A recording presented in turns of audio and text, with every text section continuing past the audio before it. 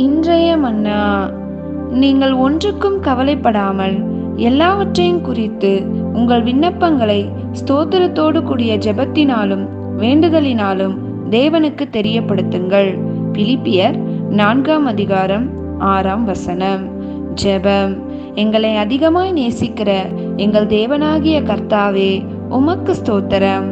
நாங்கள் எங்கள் வாழ்க்கையில் நடக்கிற எந்த ஒரு காரியங்களை குறித்து கலக்கமடையாமலும் பயப்படாமலும் உம்முடைய சமூகத்தில் இருதயத்தை ஊற்றி ஜெபித்து விசுவாசத்தோடு கூட பதிலுக்காக காத்திருக்க எங்களுக்கு எல்லாவித தேவ சமாதானத்தினாலும் நாங்கள் நிரப்பப்பட எங்களுக்கு உதவி செய்யும்படி இயேசுவின் நாமத்தில் ஜெபிக்கிறோம் நல்ல பிதாவே.